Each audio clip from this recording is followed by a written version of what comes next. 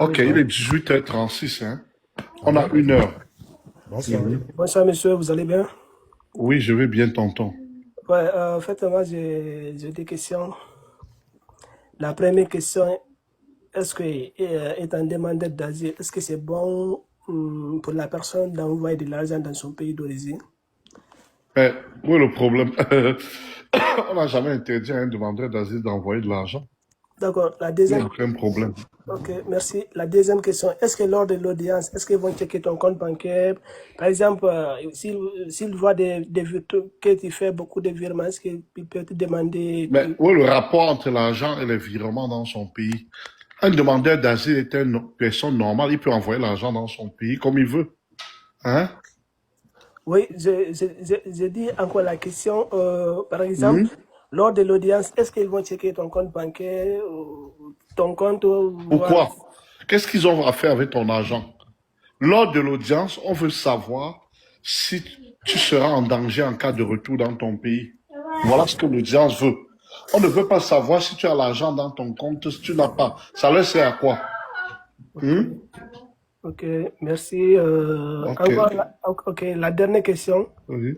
En fait, après la vérification d'antécédents, quand on dit que c'est fini maintenant, est-ce qu'on peut attendre à tout moment une date d'audience après avoir fait la vérification d'antécédents? Oui, ben vous attendez, non? Mhm. Votre avocat, vous demandez à votre consultant de prendre une date d'audience. Quand il peut, il va prendre. Hein? Quand il peut, il va prendre. Il n'y a pas de problème. Ok, Quand vous avez un consul. Si vous voulez être seul, vous n'avez pas d'avocat, bonne chance. Je ne dis pas que vous ne pouvez pas avoir les papiers, mais c'est l'inconscience. Oui, bonsoir. Moi, Bonsoir, madame, monsieur. oui, je me nomme Alajo. Moi, je suis demandeur d'asile dans une autre province et maintenant je me suis déplacé à Québec. Est-ce que c'est nécessaire de changer dans mon portail l'adresse où je suis actuellement? Ça me cause pas un problème? Ça pose de problème. Est-ce que vous habitez encore dans l'autre côté? Vous trichez pourquoi? Hmm? Est-ce que Bon, vous trichez pourquoi? non, avant j'étais à Ontario. Mais mettez l'adresse de l'Ontario. On va transférer. Mais maintenant j'ai trouvé un travail ici au Québec. C'est pour ça que je me suis déplacé et venir ici au Oui, vous Québec. changez d'adresse, il n'y a pas de problème. Ah, On va ok, changer. Oui, vous changez d'adresse. Mais vous demandez à votre avocat de changer. Hein? ok. Il n'y a pas de problème, ça ne fait pas de problème. en Les fait, demandeurs d'asile, quelqu'un dit en passant une bonne question, il dit que les demandeurs d'asile sont pour les pays en guerre. C'est faux. Hein? Le pays peut être en guerre comme il peut ne pas être en guerre. Les demandeurs d'asile, c'est pour tout le monde. C'est pas pour les pays en guerre. Hein? Peut-être certains pays qu'on qualifie de pays sûrs, comme la France, la Belgique, c'est souvent compliqué. Mais on a d'ailleurs déjà accordé l'asile à un Français au Canada. Hein? Un Français au Canada a déjà eu l'asile. C'était exceptionnel, mais ça a été fait. Donc les demandes d'asile, c'est pour des personnes qui estiment qu'en cas de retour dans leur pays, ils seront en danger. Ce n'est pas seulement pour les pays en guerre. Merci, monsieur Henri, et merci de me passer la parole. S'il vous plaît, j'ai deux questions. La première, c'est de savoir quelles sont les preuves importantes pour justifier un conjoint de fait. Ça, c'est la première question. Quelles sont les Ben, preuves les plus importantes, les plus pertinentes? en général, vous donnez tout ce qui peut montrer que vous avez vécu dans la même maison, comme la preuve d'adresse. Vous avez des adresses, vous avez le compte bancaire commun, par exemple. Hein? Vous avez des Ok. terrains communs, des factures communes que vous avez payées en commun. Hein? Donc, tout tourne beaucoup plus autour de la preuve de ces adresses de relevé de compte bancaire commun. Hein?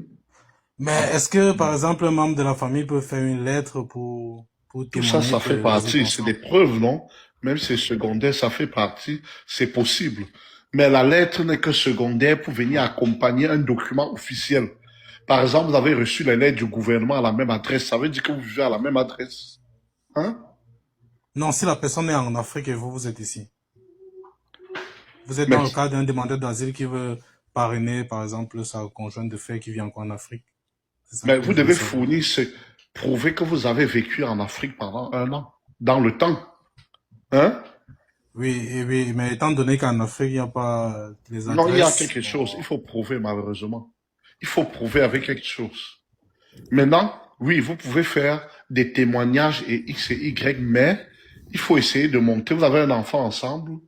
Si vous n'en avez rien, oui, par exemple, oui. oui, ça ne veut pas dire que l'enfant ensemble ne veut pas dire qu'on est conjoint de fait, mais ce n'est qu'un indice, on se comprend. Hein? Ok, ok. C'est un indice. La personne est en Afrique. Et maintenant, il faut vous rassurer qu'au moment de venir faire la demande d'asile, il y avait déjà le nom de cette personne comme conjoint de fait. Tout à fait. Hein? Oui, c'est Il ne ça. faut C'est pas ça. venir On s'est une reste en rassuré, ouais. dernière minute pour créer une supercherie. Il ne faut pas tricher. C'est ça. Bonjour. Oui, monsieur, moi, je suis un étudiant international au Canada. Je fais un DEP en soutien informatique. Ma formation ne me donne pas le post-diplôme. Et malheureusement, quand je suis arrivé au Canada, je n'ai pas souci à une assurance maladie. Donc, du coup, d'après ce qu'on m'a dit, c'est que je peux plus avoir un CSQ, une CAQ. Ouais, j'aimerais savoir quelles sont les possibilités pour moi je sais pas, soit aller dans une autre province, soit trouver un permis de travail. Je sais pas, que c'est le truc, soit. Écoutez, vous pouvez essayer avec le permis de travail. Le permis de travail que j'ai maintenant, si vous êtes jeune, il y a quelqu'un qui veut recruter des jeunes autour de moi, là. Il veut seulement des jeunes, pas des gens qui sont vieux et gros ventre, là. Il veut des gens en forme. Vous pouvez essayer avec le permis de travail, mais vous avez déjà violé les conditions de votre séjour. Ouais. Hein, en restant sans assurance maladie. Hein? Ouais. Et s'il vous plaît, j'aimerais savoir, est-ce que le permis de travail c'est fermé et est-ce que c'est toujours au Québec? C'est fermé. Quand je parle, c'est fermé. C'est fermé, Ok. pas ouvert, pas au Québec. Ok, Dans la zone francophone en Ontario, dans une communauté francophone de l'Ontario. Si ça vous intéresse, vous allez prendre une consultation pour savoir plus. d'accord. Et est-ce que avec ce permis-là, bon, est-ce que dans le domaine dans lequel je vais travailler en question, est-ce que ça peut me permettre d'avoir la résidence La permanente? résidence permanente, oui. Bonsoir, monsieur. Vous allez bien? Bien, tonton. Moi, j'ai juste une question.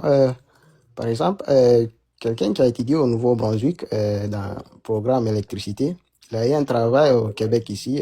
Et est-ce qu'il peut demander le programme de PSTJ étant déjà 6 mois d'expérience au Québec? Oui, il peut demander. Le fait d'avoir eu le diplôme nouveau d'envie ne l'empêche pas de demander le PSTQ.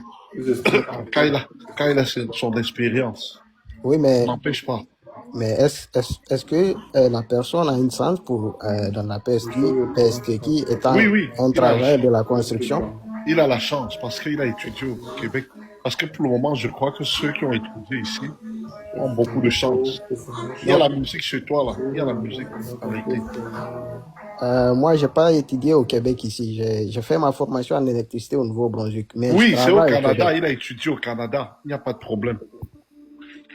Ok. Et il faut avoir comme 1 an d'expérience. Après 1 an d'expérience, il a ses chances. Moi, je suis étudiant étranger, j'ai fait santé, assistance et soins infirmiers, SASI, ici au Canada, mais au collège CDI. Malheureusement, l'école n'offre pas les permis post-diplôme. Alors, je viens de finir ce lundi, mais mon permis de travail, mon permis d'études finit le 31 mai 2026. Alors, quelles sont mes options pour moi? Quel permis fini? Mon permis d'études et mon permis de travail finissent le 31 mai 2026. Les options, c'est rentrer à l'école ou trouver un permis fermé. Ok. Soins infirmiers, Donc, tu peux trouver un permis fermé, non? oui, santé, assistance et soins infirmiers. J'ai fait ça, infirmier auxiliaire au collège CDI. Oui, mais il faut chercher rapidement un contrat de travail fermé. Ouais, c'est ça. C'est pourquoi je vous demande si c'est possible que vous pouvez m'aider, si vous pouvez m'aider à trouver le travail comme préposé au bénéficiaire, vu que je n'ai pas encore fait l'examen de l'ordre. Parce que pour être infirmier auxiliaire, il faut avoir Ok. d'abord le permis de l'examen de l'ordre. Je Vous n'ai pas encore fait déposez le- votre je n'ai pas encore fait CV l'examen. chez nous. Oui, bonsoir monsieur. Bonsoir, J'espère que vous madame. allez bien. Très bien, Moi, tata. c'est Emmanuel. Oui, Ok, moi, c'est parce que chez c'est nous, c'est le Manuela. grand qui demande au petit s'il va bien. Quand vous me demandez, ça va bien, c'est que si vous êtes mes tatas et mes tontons. Ok. Mhm. Dans le fond, moi, je suis étudiante étrangère au Canada, plus précisément au Québec. Ça fait comme 1 an que j'ai commencé des études. Je suis rendue à ma 3e session et tout. Mais là, il y a mon père qui a eu des problèmes médicaux.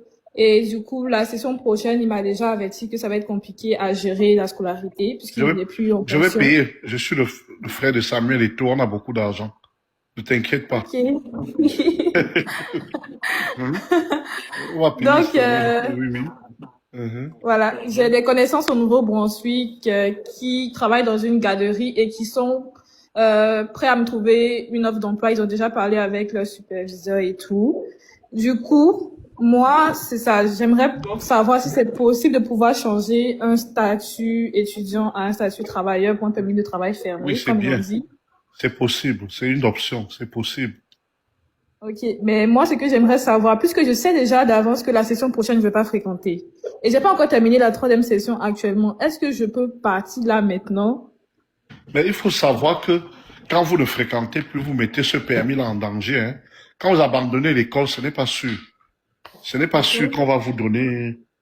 Ce n'est pas sûr que la demande sera acceptée. Vous compromettez vos chances de voir la demande acceptée parce que normalement, il faut être à l'école pendant ce temps.